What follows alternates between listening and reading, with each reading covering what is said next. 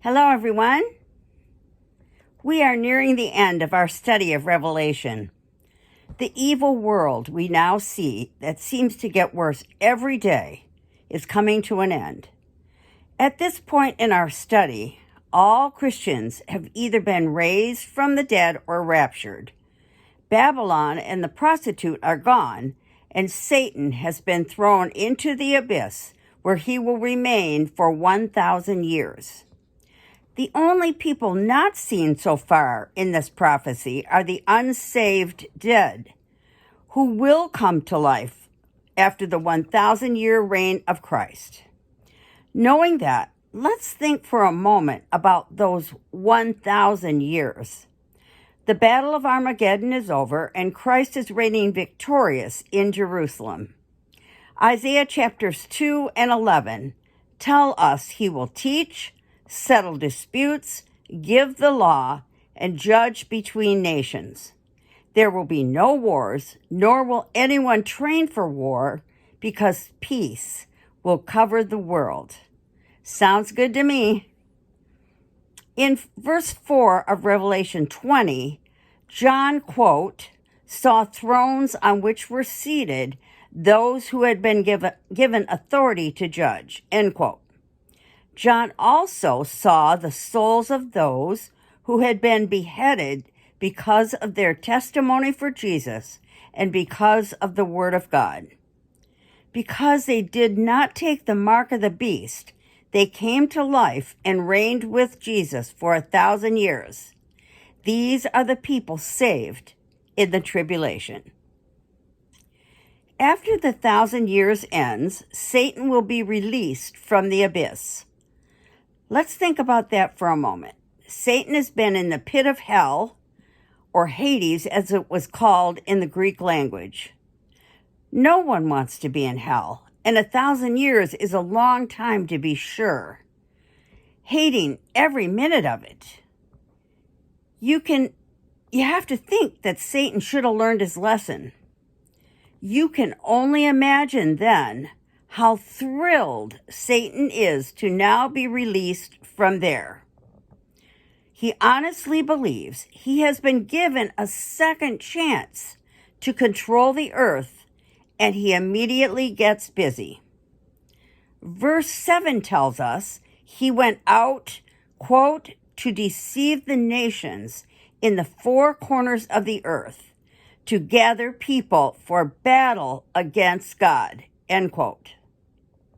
Does he actually find people to support him? Think about the earth at this time. Jesus is reigning from Jerusalem. The earth has been a peaceful place for 1,000 years. And though Jesus is the ultimate judge on earth, you also know he is fair. So why would anyone want to support Satan and his cause? Verse 8 of Revelation 20 says, quote, in number, the people Satan gathered were like the sand on the seashore, end quote. Are you kidding me? How can that be? How can so many people be so deceived? Well, let's think about the Israelites of the Old Testament. God saved them from the slavery of the Egyptians, yet all they did was complain and build a calf while Moses was with God receiving the 10 Commandments. We see the same problem with the people during the 1,000-year reign. People who love evil are still on earth. God knows that and has to again cleanse the earth of them. Satan's army is now shockingly huge and surrounds Jerusalem. Verse 9 says, fire came down from heaven and devoured them. And the devil who deceived them was thrown into the lake of burning sulfur, where the beast and the false prophet had been thrown. They will be tormented day and night forever and ever. Why in the world does anyone ever follow Satan? knowing the day will come when he and they will have reached the end of the line, never again to be a problem. Following the demise of Satan and the people on earth he deceived, came the white throne judgment. Verse 11 says, "Earth and sky fled from God's presence." This action is also supported in 2 Peter chapter 3, verse 7, and Revelation chapter 21, verse 1. Let that sink in because it's important. The earth and everything we knew is now gone. No one and nothing is left. Wow.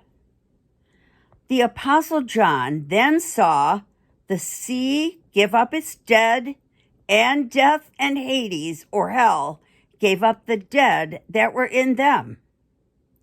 Books were open. Notice, God uses the word books, not one book, but many. These are the books of deeds. Another book called the Book of Life was also opened. All the people were judged according to what they had done. Wait a minute. Haven't we been told continually that all we have to do is believe? Why then would we be judged by our deeds? Go back to the book of James and listen to what God says through James.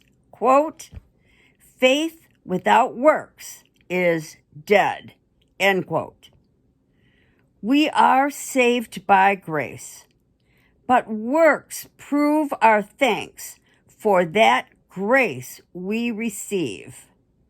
We can't work for salvation, but we had better work after as a thanks for that incredible gift, because we're going to be judged by those deeds. Following this judgment of deeds, death and Hades were thrown into the lake of fire, as well as anyone and everyone whose name was not found written in the book of life. At this point, I want to add one important thing. The book of Hosea, chapter 4, verse 6 says, and listen carefully, quote, "My people are destroyed from lack of knowledge," end quote. We presently have a whole world that lacks biblical knowledge, and this includes people who call themselves Christians, because notice this, Hosea uses the words, "my people," God's people. People believe they're saved simply because they have accepted Christ. Others go to church every week, but don't live the life God expects during the week. They feel they're baptized and confirmed, and they're in. Please reread the verses in Hosea, and then read Revelation chapter 3, verse 5. This verse counters the idea some have of once saved, always saved. God tells the church of Sardis that in regards to overcomers, he, quote, "will never erase them from the book of life," end quote. He then goes on to say in verse 6, quote, "He who has an ear, let him hear what the Spirit says to the churches," end quote. What these two verses do say is God can erase the names of people from the book of life. And we know he will, because he says his people are destroyed from lack of knowledge. What does destroyed mean? Does it mean saved? It definitely does not. If you have honestly paid attention today, you have heard God say his people may be destroyed rather than saved, and he can and will erase the names of some people from the book.